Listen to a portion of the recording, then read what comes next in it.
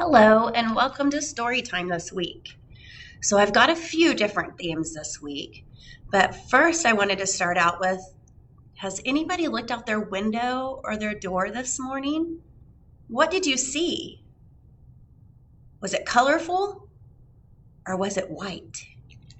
So, my first book is When the Snow is Deeper Than My Boots Are Tall. It's by Jean Reddy, and illustrations are by Joey Chow. So let's see how it goes.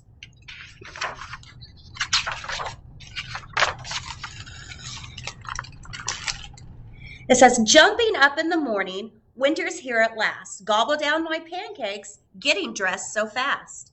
Find a frosty window, watch the flakes fall. Look, the snow is deeper than my boots are tall. Has anybody been out in the snow yet to play? It says, slip on my snow pants, tug on my hat, loop-de-loop my scarf. What's cozier than that? Zip up my jacket, yes, my, oh my. Now the snow is deeper, then the snow is getting deeper. The snow is deeper than my ankles are high.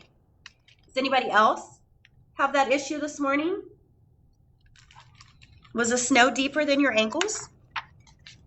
It says, step, stomp, stamp, run, tracks in the white. Is that one of the fun things about walking in the snow? You can see where you've been. You can see where maybe the birds or your dog or your cat have walked in the snow. Maybe other animals if you live out where deer might walk through, or maybe raccoons or a possum.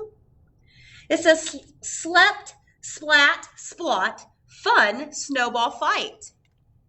That looks like fun. You think there's enough snow out there to make some snowballs? Has anyone already made some snowballs? It says, then I roll and I roll and I roll that ball, ball, ball. And the carrot-nosed man grows tall, tall, tall. Flakes on my tongue, yum. Who's that carrot-nosed man? Is that a snowman? Has anybody got plans to build a snowman today? It says, pat a frozen pie. Now the snow is deeper. It's getting so much deeper. The snow is deeper than my shins are high. I know our snow's not very deep out there right now, but we have had some in the past that got pretty deep.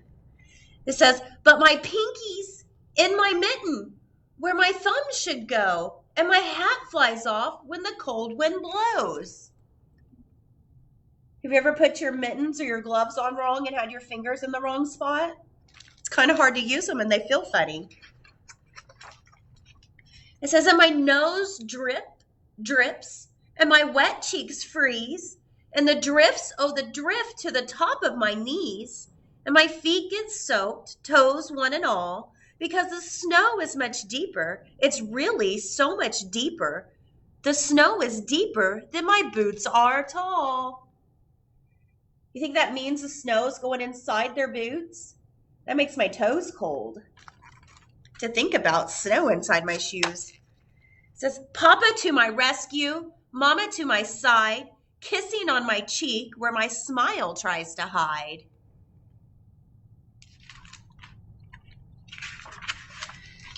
It says, loving arms around me, swooped up in the sky. Because my papa's taller, my mama's taller, we're all tall, taller than the snow is high.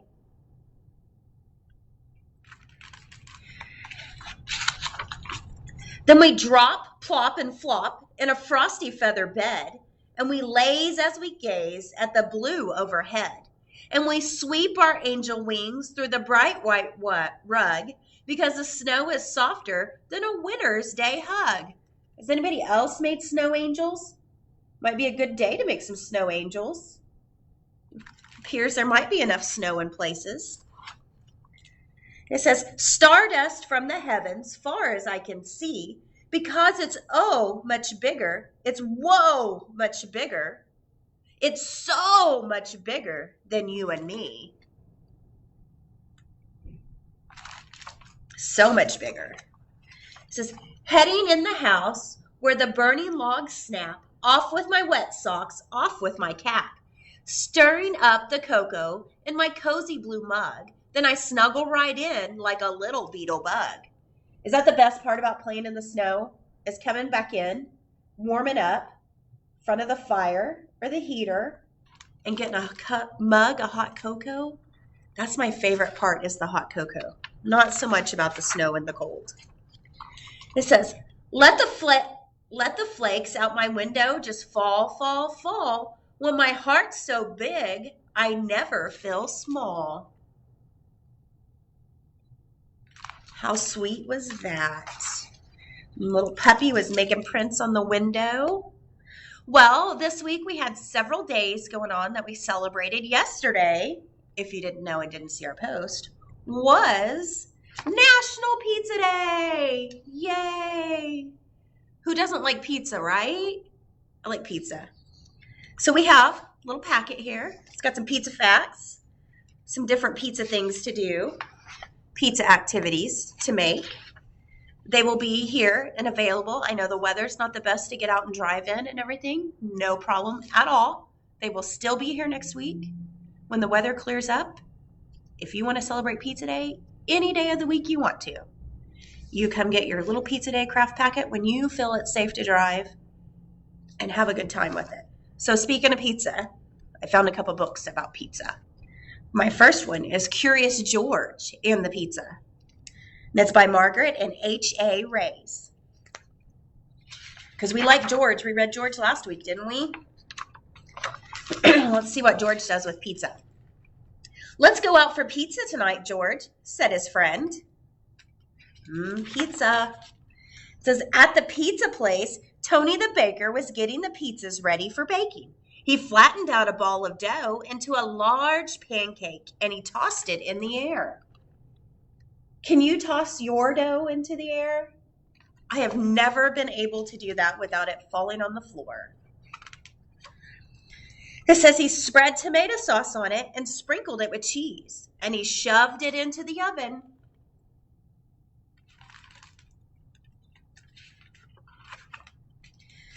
Then the telephone rang, and a fellow from the factory wants a large pizza delivered in a hurry, Tony's wife called. Okay, I'll get my coat, said Tony.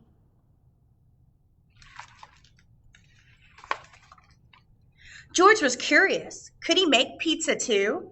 He jumped up on the counter and he took some dough. Do you think he's going to be able to make a pizza? George pounded the dough into pancakes. Then he tossed them into the air with all 4 hands. Can you do it with your 4 hands? Oh, you don't have 4 hands like George the monkey does? Do you just have 2? One of them plopped right in the middle of a table where a woman was sitting. Another landed on the coat rack, and one fell on the jukebox.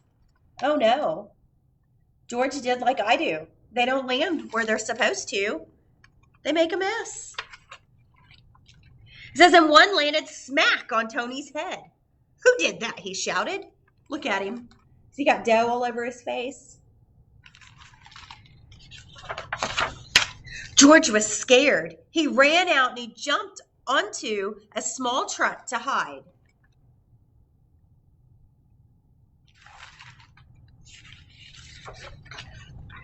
That customer is still waiting for his pizza, said Tony's wife. You better hurry. They'll be closing the factory in a few minutes.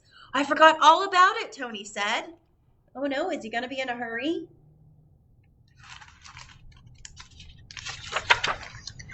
So quickly he packed the pizza in the back of the truck and he drove off. George was trapped inside. Poor George. It says the truck sped up to the factory, but it was too late. The gates were locked. Oh no, Tony groaned. How will I ever deliver the pizza? What's he going to do? He can't get in. He opened the back door of the truck and there was George. So that's where you've been hiding, you bad little monkey, Tony cried. He reached out to grab George, but then he stopped.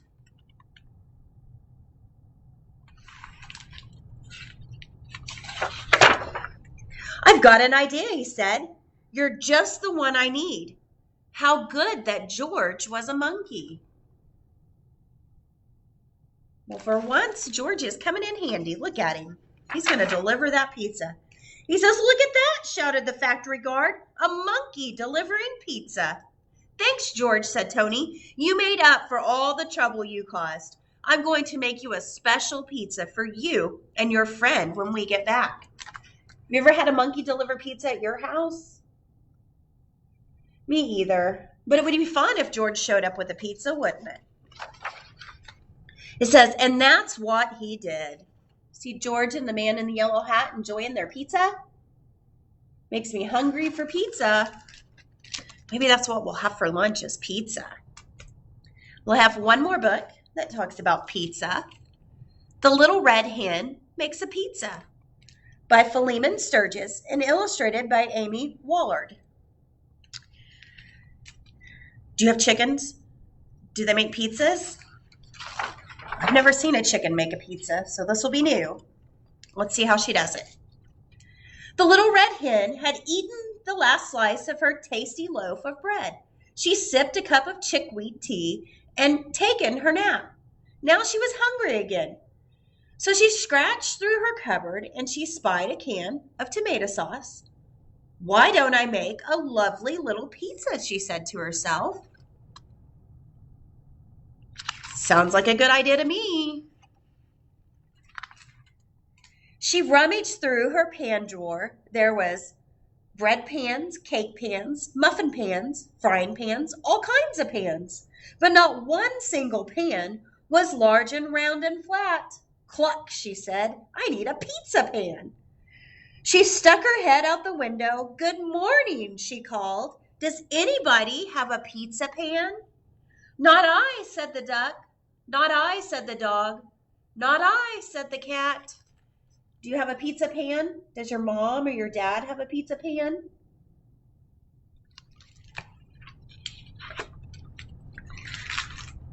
It says, very well then, I'll fetch one myself, said the little red hen.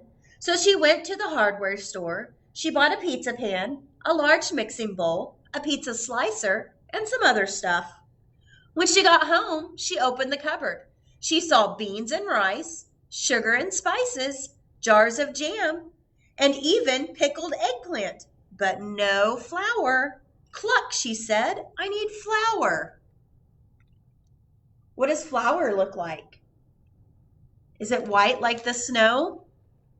It is. It says she stuck her head out the window. Hello, she said. Who'll run to the store and get me some flour? Not I, said the duck. Not I, said the cat. Not I, said the dog. Nobody wants to go get her any flour.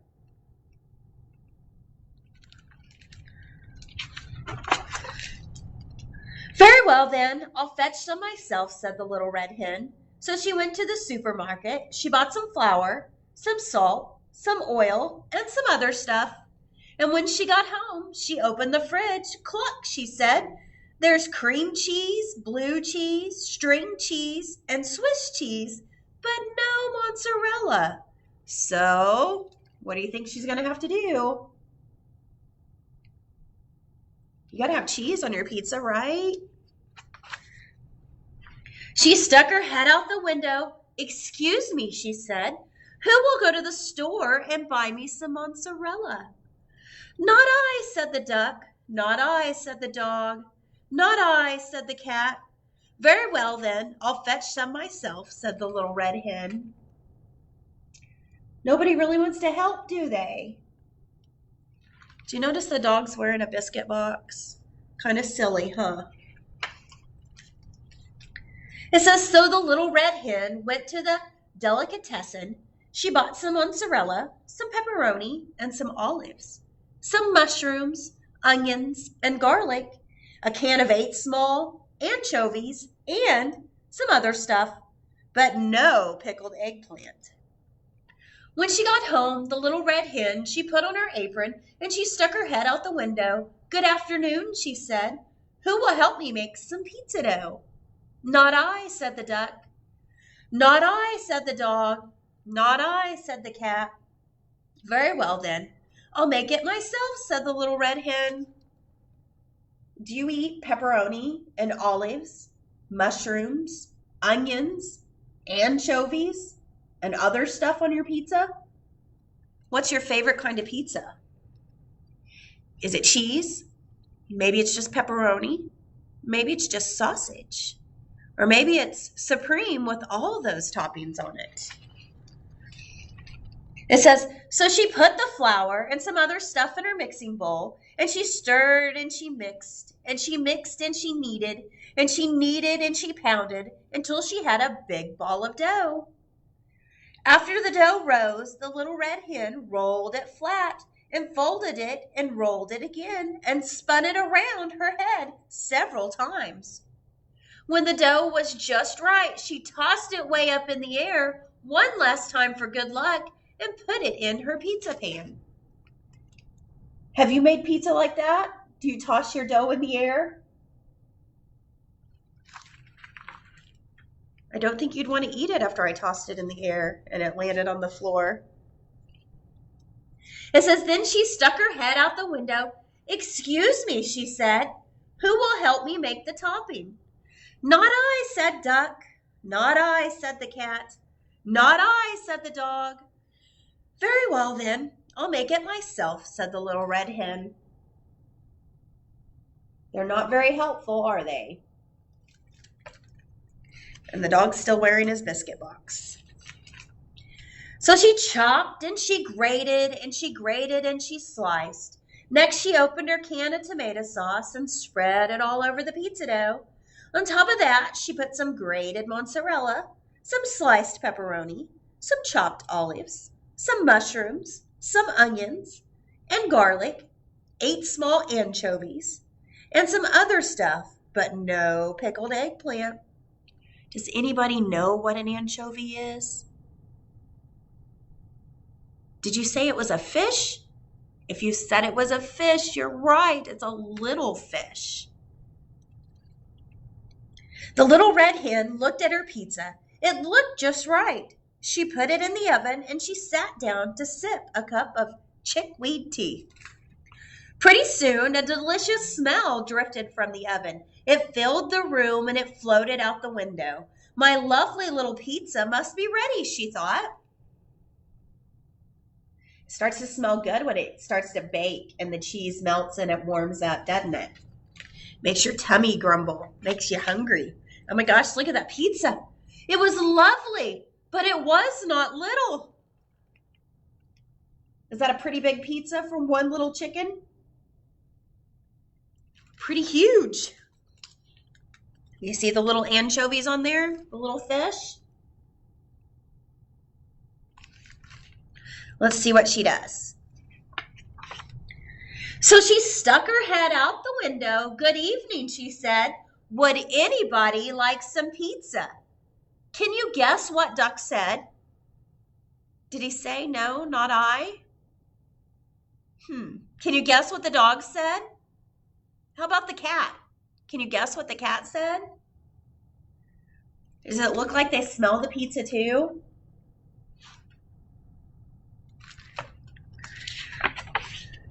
They all said yes, of course. But the cat scraped most of the toppings off his share. When the pizza was all gone, the little red hen made herself another cup of chickweed tea. Then she asked, who will help me do the dishes? Now, can you guess what the duck, the dog, and the cat each said? Do you think they said yes? They should say yes, right? They each said, I will, I will, I will. What good little friends to help clean up.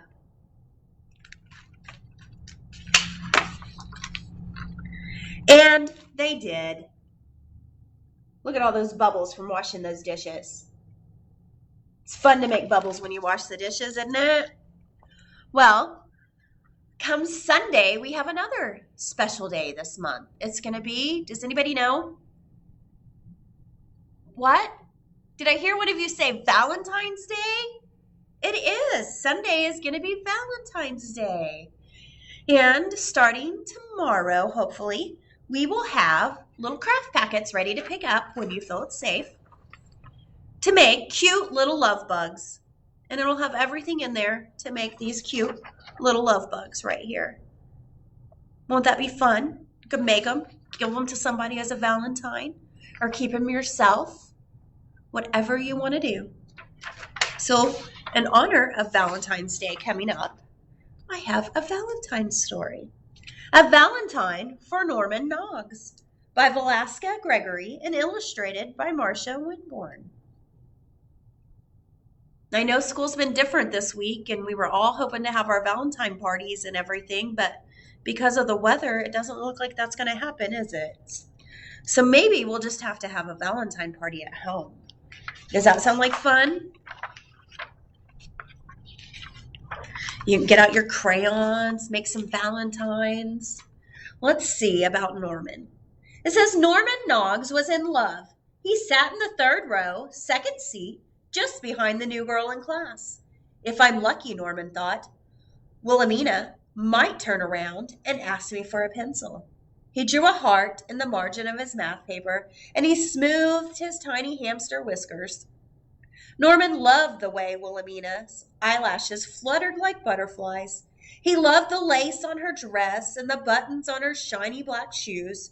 But Norman Noggs was not the only one who wanted Wilhelmina to notice him. Is he a cute hamster? It says at recess, Richard carried 2 kindergartners across the playground and dropped them right in front of Wilhelmina. I'm the strongest, toughest person in the whole class, he said. Too bad, I'm not as tough as Richard, thought Norman. He helped the kindergartners find their way back to their teacher, and he showed Wilhelmina where to line up. Thank you, she whispered. Just the sound of Wilhelmina's voice made Norman's stomach feel all wobbly.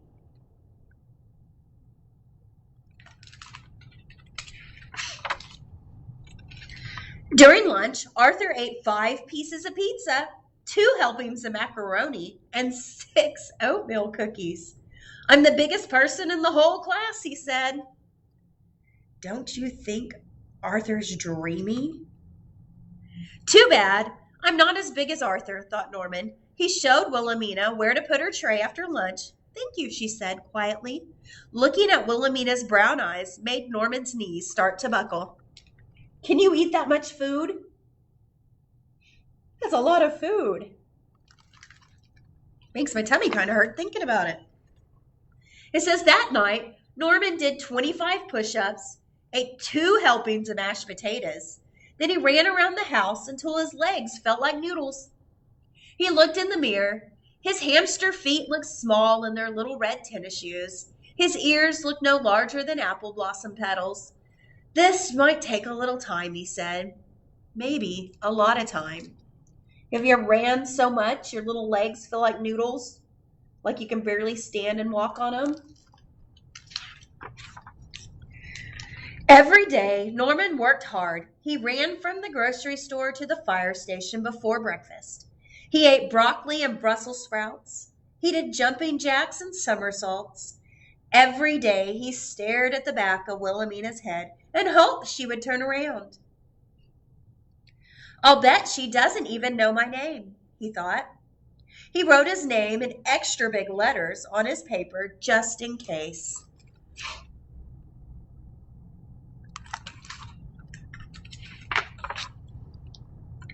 Richard carried Wilhelmina's books to the music room, and Arthur scored the most points in gym class.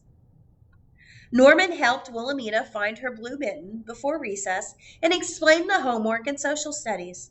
Thank you, she said. Norman felt his insides slide right down to his socks. For Valentine's Day, I'm going to buy Wilhelmina the most expensive Valentine in the whole world, said Richard. But mine is going to be the biggest, said Arthur. Norman stretched his little neck up to make himself look taller. I'm going to make her a Valentine with the best words, he said. Over my dead body, said Richard. Don't even think about it, said Arthur. Wilhelmina isn't going to get any Valentines except from us. Maybe You won't be around too long, eggheads. Yeah. Yikes.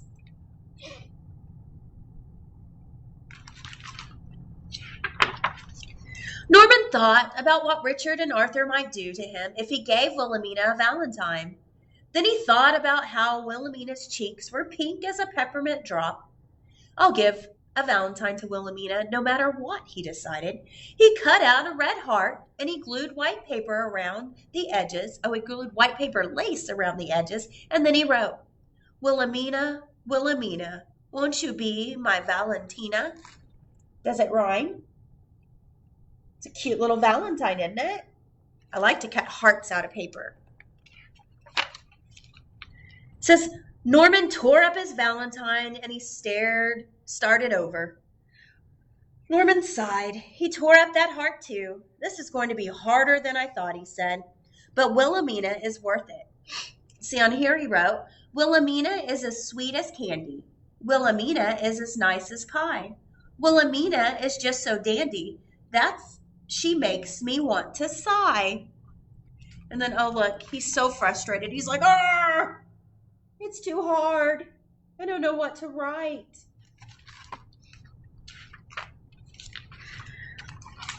On Valentine's Day, Norman carried his valentine to school. He thought he saw Wilhelmina peeking out the window as he walked by her house, but he wasn't sure. At the corner of the street, blocking his path, stood Richard and Arthur. They look big, thought Norman. Richard growled like a grizzly bear, and Arthur waved his arms like a gorilla. They are big, Norman decided. Oh, no.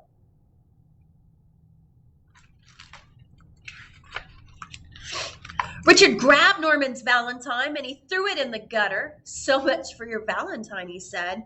Norman tried walking past, but Arthur grabbed his notebook.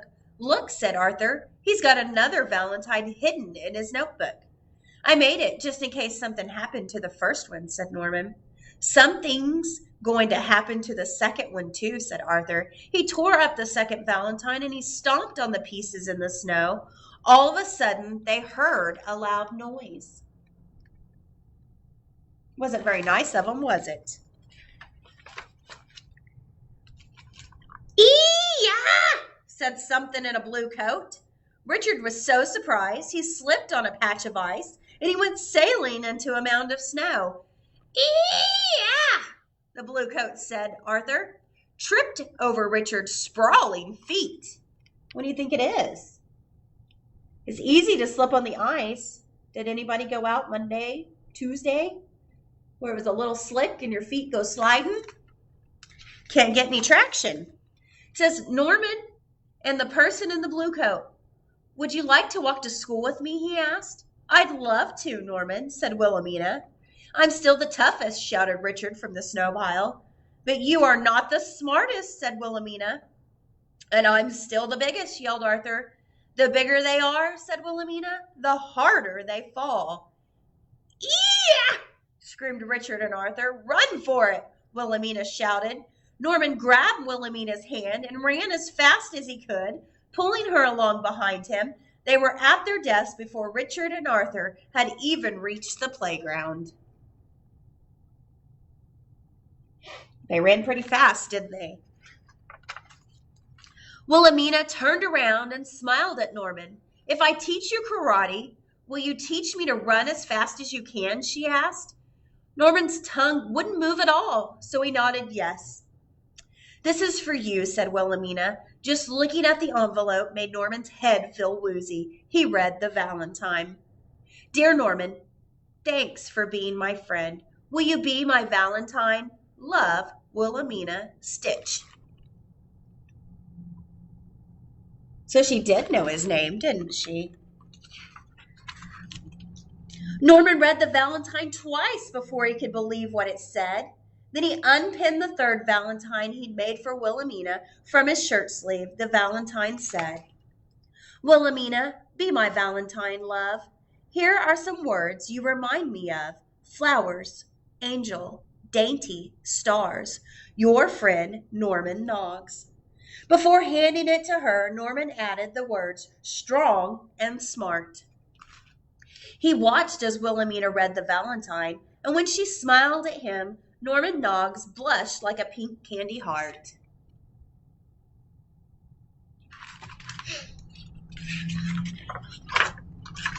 How sweet.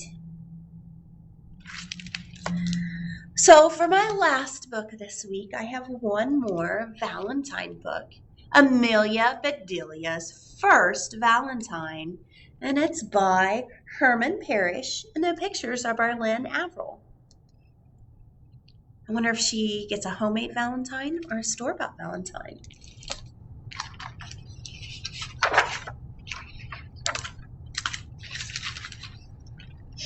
Amelia Bedelia saw hearts everywhere. She spied them in the sky, spotted them at the park, and even found them on her French fries. She was surrounded by love.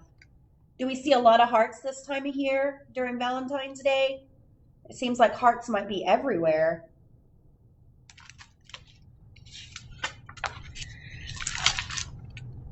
"Mom, where are you?" Amelia Bedelia yelled when she got home from school. "I'm in the living room." Amelia Bedelia's mother was playing cards with her friends. Amelia Bedelia loved to play cards too. She peeked over her mom's shoulder. Hearts! A whole handful of hearts! "Wow," Amelia Bedelia said. "Look at those Valentines." Her mother's friends laughed. "Amelia Bedelia," said her mother, "don't tell them what I'm holding." "You're holding cards, Mom," said Amelia Bedelia. "Anyone can see that." Amelia Bedelia's mother handed her a brand new deck of cards. "Here, a present for you. Now skedoodle. Your snack is in the kitchen." Cupcake. Well, she's getting a cupcake for a snack. Sounds like a yummy snack. Amelia Bedelia couldn't find any cupcakes in the kitchen, just a plate of brownies. She grabbed one and she sat down at the table. She put her new deck of cards in her knapsack. She liked them, but she didn't really need them. She already had a bunch of cards to finish before the Valentine's Day party at her school tomorrow.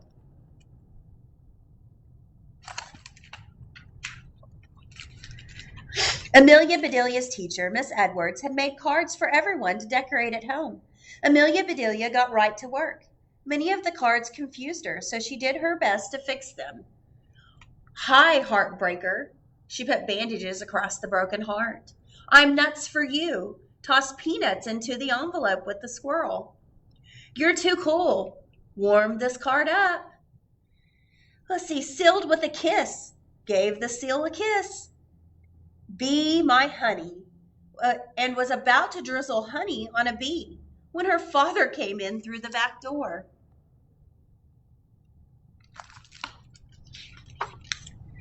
"Hi, hey, Daddy," she said. "Do you know what tomorrow is? Valentine's Day?"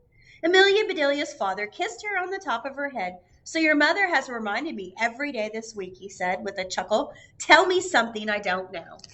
Amelia Bedelia thought for a second, and then she said, "Teddy lost a tooth at recess." Her dad smiled. "Teddy is lucky," he said. "He'll get a visit from the tooth fairy tonight and a visit from Cupid tomorrow." "Who is Cupid?" Amelia Bedelia asked.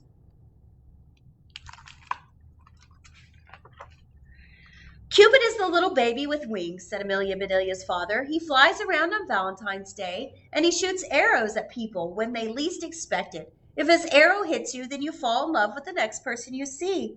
"What?" yelled Amelia Bedelia. "Don't tease me, Daddy. Babies don't have wings." "It's a myth, not a joke," said Amelia Bedelia's father. "Now what should I get for Mom? Candy, flowers, jewelry?" "Yes," said Amelia Bedelia's mother. "I'd like all of the above." Amelia Bedelia looked up, and she saw all she saw above was the light on the ceiling. Why would her mother want that for Valentine's Day?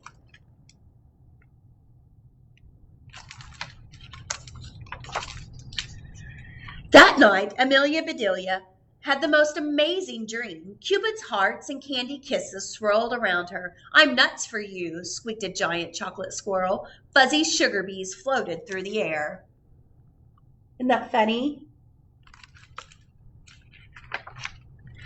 When Amelia Bedelia woke up the next morning, she was still a bit sleepy and she was late. Wolfed down her breakfast, blew her parents a kiss, and raced for the bus quick as a whistle.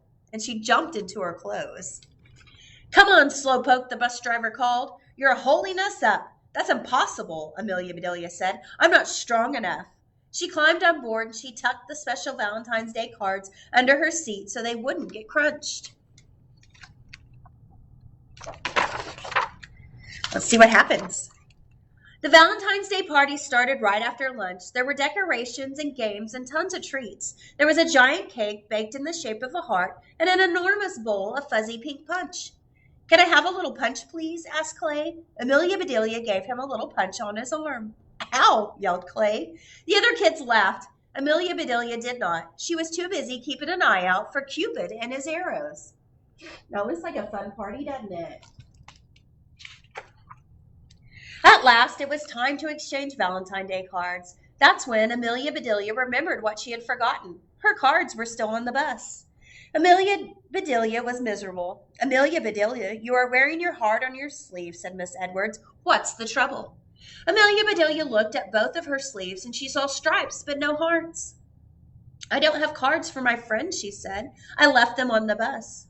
She put her head down on her desk and she started to cry. Oh no, she is upset.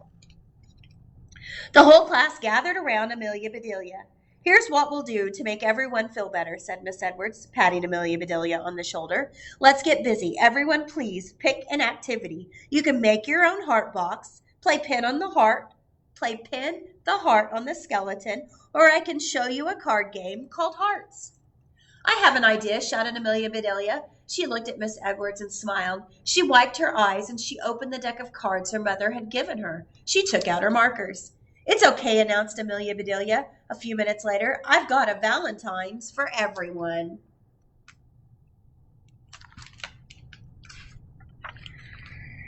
Later that afternoon, Amelia Bedelia found her Valentines on the bus, right where she had forgotten them. She was thrilled. She leaped off the bus and she zoomed down the sidewalk. She held the heart box she had made at the party up to the sky and twirled around and around and around. Thunk! What hit it? "Bullseye!" yelled a boy as he jumped out of the bushes.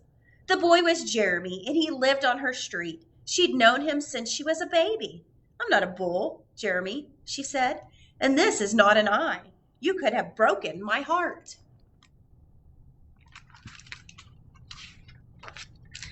"I don't want to break your heart, Amelia Bedelia," said Jeremy.